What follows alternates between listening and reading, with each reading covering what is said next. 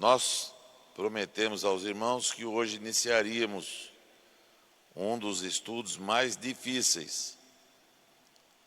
É um resumo, que se for dar um estudo escatológico detalhado, é uma escola bíblica de uma semana, como eu já fiz algumas vezes. Saudoso pastor Jurandir, que eu acho que já passou por aqui, lá de Brasília. O pastor Edinaldo, também é outro grande teólogo da escatologia. São livros, mas eu procurei extrair de forma sintética a essência, o que a igreja precisa conhecer de Bíblia, acerca do que vai acontecer, já está acontecendo. Nós estamos vivendo agora o que nos evangelhos é chamado de sermão profético de Jesus, o princípio de dores. Peste, fome, guerras, rumores de guerra, reino contra reino, a iniquidade se multiplicando, de tal forma que por causa disto o amor de muitos se esfriará. Foi Jesus quem disse isso. Alguns anos atrás nós não víamos o que estamos vendo hoje. O mundo parou. Nunca na história da humanidade, já tivemos outras pandemias, mas nenhuma tão grave como esta, que atingiu todas as nações ao mesmo tempo, causando isolamento social em todas elas ao mesmo tempo, número de mortes elevadas, tudo isso já estava profetizado. A depreciação da moral cristã, uma tentativa de governantes do mundo inteiro de aniquilar o que eles chamam de cultura judaico-cristã, ou seja, Bíblia Sagrada. Quando eles atacam a cultura judaico-cristã, estão atacando o Velho e o Novo Testamento. Defender relações como normais entre pessoas do mesmo sexo é algo anômalo, porque não há procriação da espécie. E ponto final, isso é científico. Cada um faz o que quer. A igreja jamais entrou na seara da discriminação. Pelo contrário, ninguém acolhe com mais amor do que a igreja pessoas que têm qualquer tipo de conduta. Porém, a igreja ensina a palavra de Deus. Mas se não bastasse isso, querer estimular e impor, já no ensino fundamental, através de cartilhas eróticas, fazendo de forma tendenciosa as crianças a escolherem a opção homo ao invés de hétero,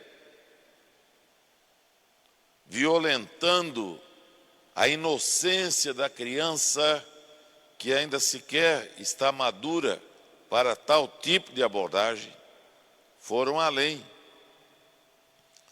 querendo regulamentar como normal a pedofilia, sexo entre adultos e crianças, o que é crime capitulado universalmente nos códigos penais, histórico e universal,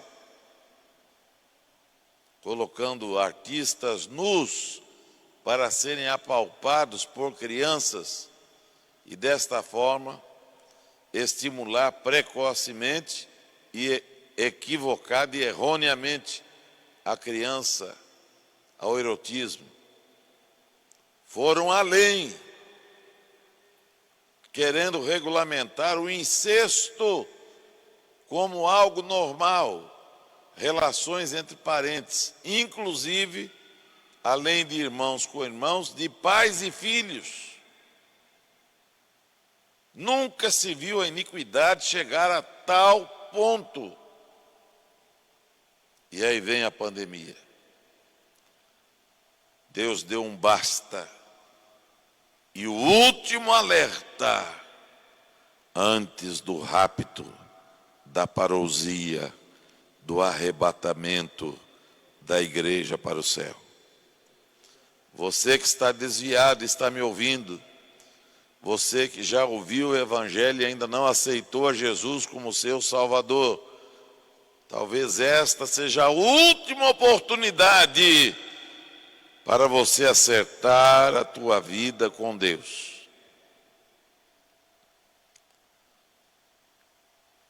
Deus já começou a revelar isso lá no Velho Testamento, quando Israel ainda estava no cativeiro babilônico. Daniel, homem de Deus, a quem fora revelado, junto com Ezequiel, fatos futuros e muito posterior à sua época. Teve a visão das 70 semanas. No capítulo 9 de Daniel, se você abrir lá, o título em negrito em cima está: As 70 semanas do profeta Daniel. Deus revela o futuro imediato e o futuro distante. No versículo de número 27, está a 70ª semana, a semana que foi suspensa por Deus para se cumprir depois do arrebatamento. Capítulo 9 de Daniel, a partir do versículo 25, de 70 semanas estão determinadas sobre o meu povo de Israel. Estou dando livramento do cativeiro, mas serão divididas da seguinte forma: 5 semanas, e a cidade e o santuário serão reedificados em tempos difíceis e trabalhosos, e 62 semanas, até a chegada e a retirada do Messias. Fica faltando a 70ª. E da ordem que o rei Artaxerxes deu, desde a queda de Babilônia, de Belsazar, filho de Nabucodonosor, até a entrada do exército medo-persa, a coalizão que derrubou a inexpugnável Babilônia, que havia dominado o mundo por mais de 100 anos e feito de Israel escrava por 70 anos. Durante 70 anos, depois que Nabucodonosor invadiu Jerusalém, levou o povo como escravo para a Babilônia, que é onde é o Iraque hoje,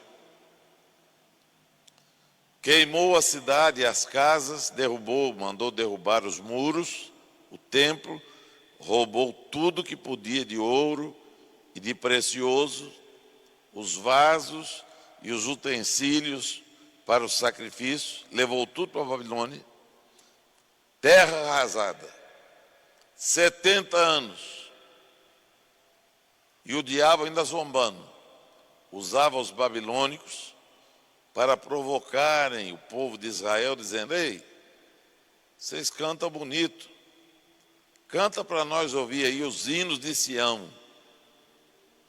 E Israel, com lágrima nos olhos, dizia: como entoaremos louvor ao Senhor em terra estranha?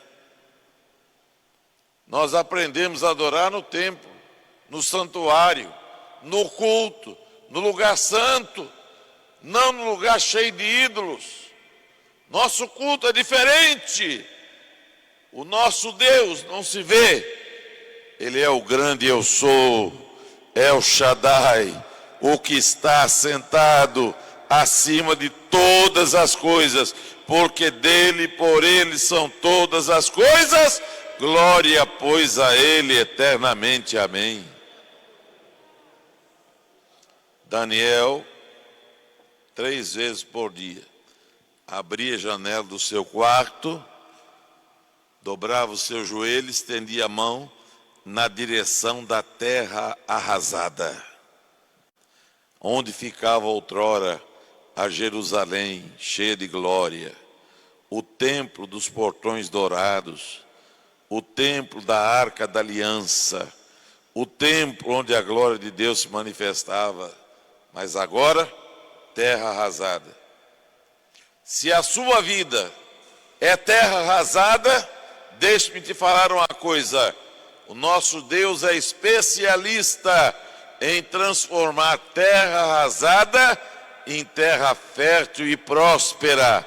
Deus vai virar o cativeiro da tua vida e vai transformar a tua realidade. Por causa disso, Daniel foi jogado na cova dos leões. E eu já preguei há poucos dias sobre isso. Os inimigos de Daniel, que eram muitos, invejosos, ciumentos, tramaram e o rei Dario caiu. Que durante um mês seja proibida em toda a extensão do reino da Babilônia qualquer petição a outro Deus ou a qualquer pessoa que não seja a ti, ó grande rei Dario. Bajulador é assim. E o rei, não percebendo a bajulação, gostou do decreto, fez o decreto, colocou a cera e o anel e selou. No dia seguinte eles estavam lá aguardando. Viram quando a janela abriu. E viram quando Daniel dobrou o seu joelho, estendeu a sua mão, clamando ao Deus, Jeová Sabaote, o Senhor dos exércitos, Jeová Nissi, o Deus que é a nossa bandeira, Jeová Shalom, o Deus da paz, Jeová Jireh, o Deus da provisão, pedindo para ele restaurar a glória de Jerusalém. Naquela época não tinha esse aparelhinho que nós chamamos de smartphone celular. Não tinha sequer a câmera fotográfica. Mas tinha, gente de língua grande já. Os fofoqueiros já estavam lá. Os semeadores de contenda já estavam lá. E eram mais de 100. Subalternos a Daniel, 120. Mais 3, mais 2. Daniel era os 3 mais importantes, um dos 3 mais importantes. Os outros 2, com mais 120, 122. Quando souberam que o rei tinha a intenção de colocar Daniel sozinho para administrar tudo, armaram. Não adianta o inferno se levantar contra a vida de quem tem a bênção de Deus ordenada sobre a sua vida. 1000 cairão ao teu lado, 10.000 à tua direita, mas tu, servo e serva de Deus, pode levantar a cabeça e cantar o hino da vitória. Não serás atingido, somente com os teus olhos olharás e verás a recompensa do ímpio. Foram lá o rei e disse: ó rei, aquele decreto que o senhor assinou e selou acabou de ser descumprido. O rei levantou-se indignado e disse: quem descumpriu? Aquele que o senhor queria colocar para governar todos nós. Aquele judeu chamado Daniel, ou Beltesazar, o nome que nós demos a ele aqui. Ele continua falando com o Deus dele. A tua oração incomoda. A tua vida no altar incomoda. A tua adoração incomoda.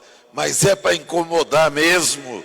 que os demônios ranjam os dentes, mas assistam a tua e a minha vitória. O rei disse: vocês armaram, e se perturbou pensando um jeito de livrar Daniel, mas não tinha jeito. Dura lex sed lex, do latim. A lei é dura, mas é lei, tem que ser cumprida. E eles cobraram isso. Você não vai fazer o que tem que ser feito? Não sabe que a lei dos médios persas não pode ser revogada? Ele falou: então vai lá e prenda. E lançaram Daniel na cova, mas o rei foi pessoalmente. Não dormiu a noite toda. Pela manhã, ele chegou próximo à cova e deu um grito: Daniel, meu amigo, dar-se o caso que o Deus que você me falou tanto, me deu tantos testemunhos de milagres, que Ele operou na história do teu povo no passado, dar-se o caso que o teu Deus tenha te visitado e te livrado da boca dos leões. Ele ouve uma voz vindo lá dentro da cova: vive, ó rei, para sempre. O meu Deus, a quem eu sirvo, enviou o seu anjo e fechou a boca dos leões. Eu estou vivo, vivo, vivo, para continuar adorando e servindo a Ele. Marabachuriandas. Dirigi uma congregação há muitos anos, tinha um garotinho, que eu esqueci o nome agora, que cantava um corinho. Quase todo culto ele me pedia para cantar. Não adianta, Satanás, não adianta, não adianta que Jesus já me comprou.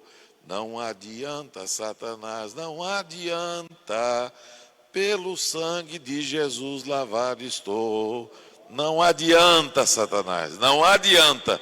Contra este povo não há feitiço, não há juramento, não há encantamento, não há macumba, não há invocação de demônio, não há praga, não há mal olhado, não há nada que o diabo possa fazer para atingir um fio de cabelo daquele que está aqui adorando ao Deus vivo e verdadeiro.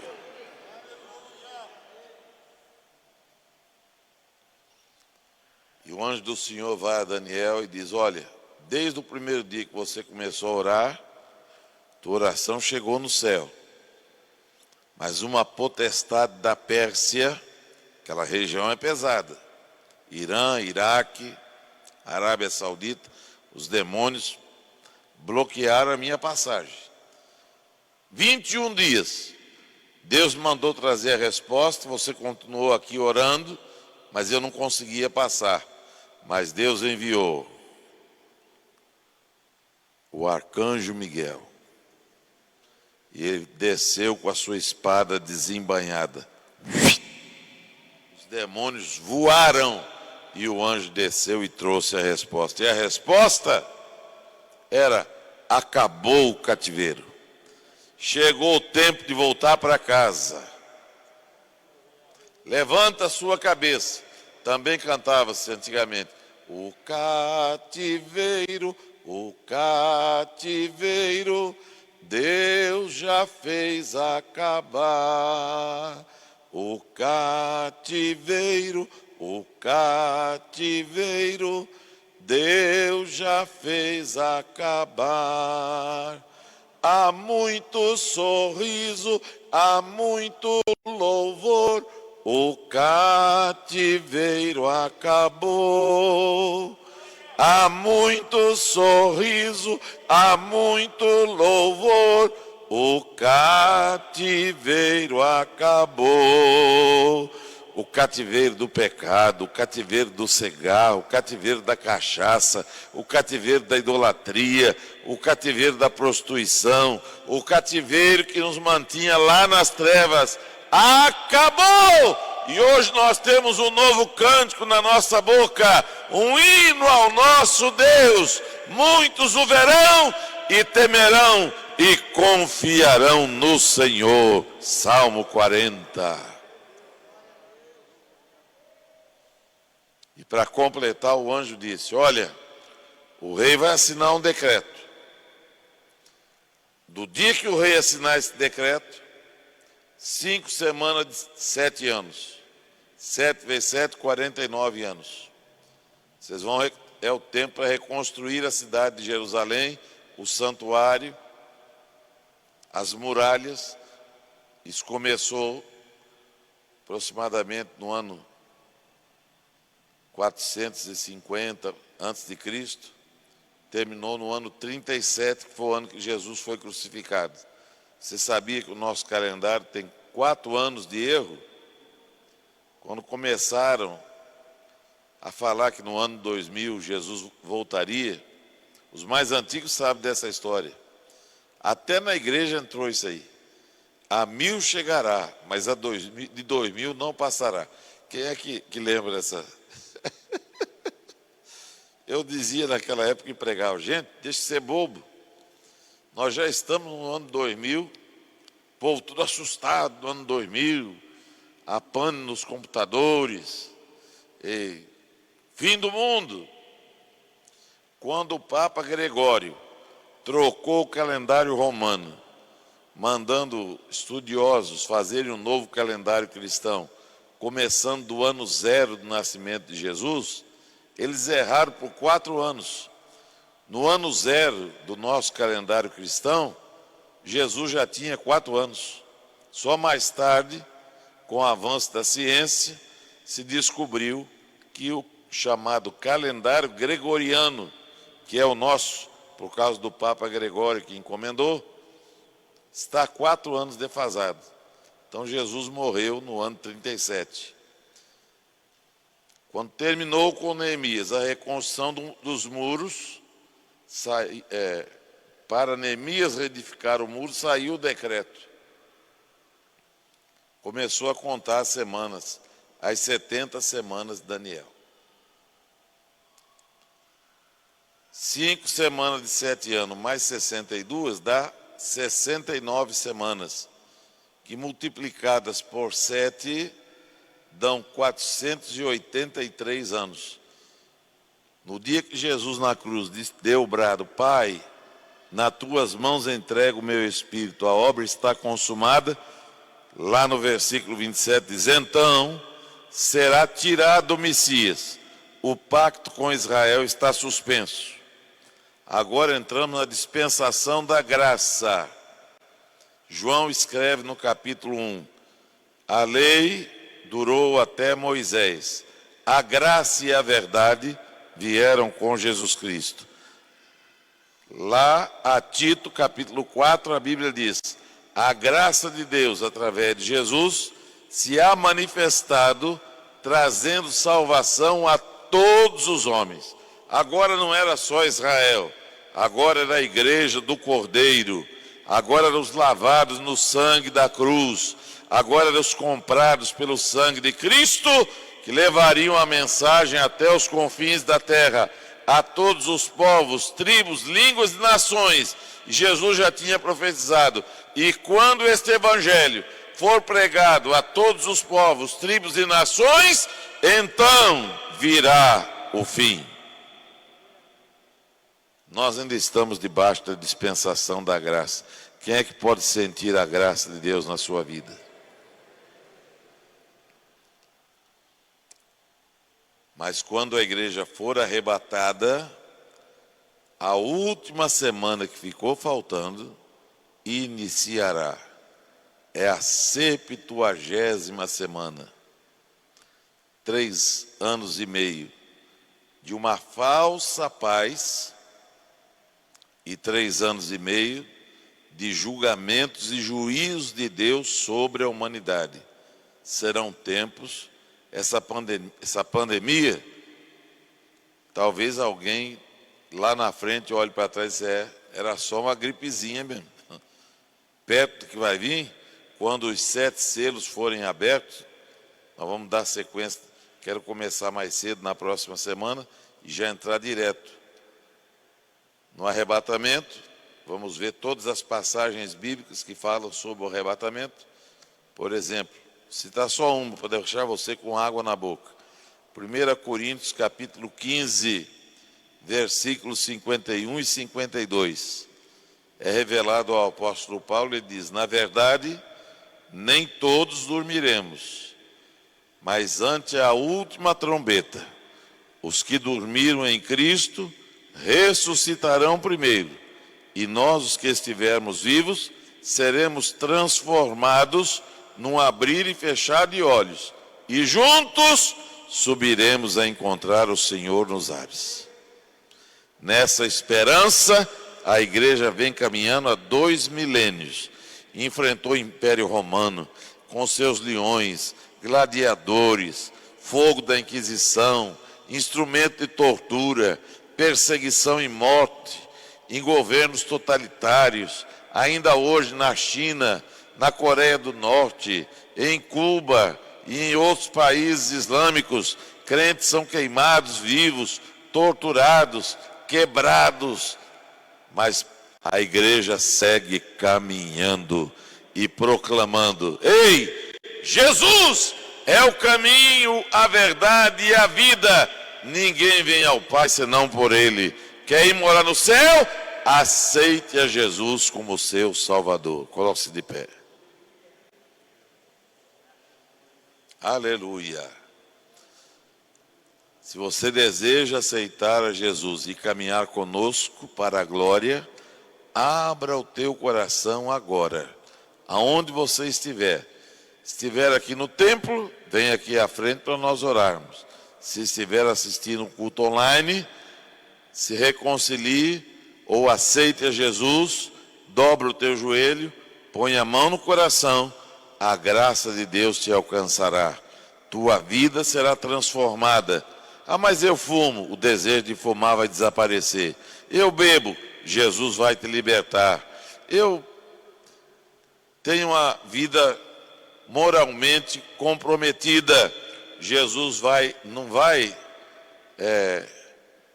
simplesmente perdoar. Ele vai apagar a história antiga e vai escrever uma nova história. 2 Coríntios 5 e 17. Quem está em Cristo, nova criatura é. As coisas velhas foram apagadas, já passaram. E tudo se fez novo. Abra o teu coração. A melhor coisa que eu já fiz em toda a minha vida, salvou-me por um triz em aceitar Jesus. Sinceramente foi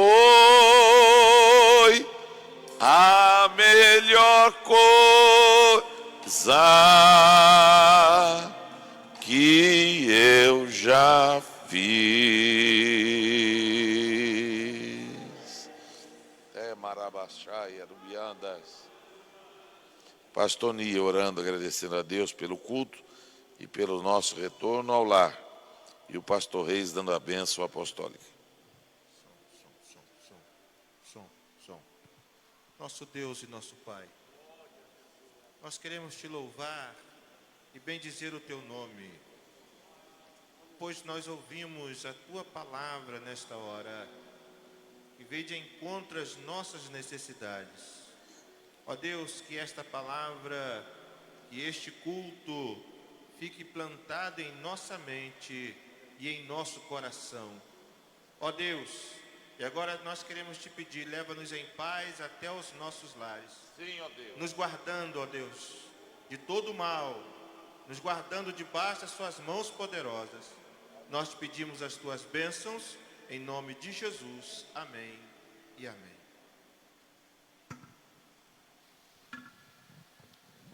Receba a bênção. Que o grande amor de Deus, a graça de nosso Senhor e Salvador Jesus Cristo, a comunhão do Pai, do Filho e do Espírito Santo, seja com a sua amada igreja, com ela permaneça para sempre. Amém. Amém. A paz do Senhor, Deus abençoe a todos rica e abundantemente.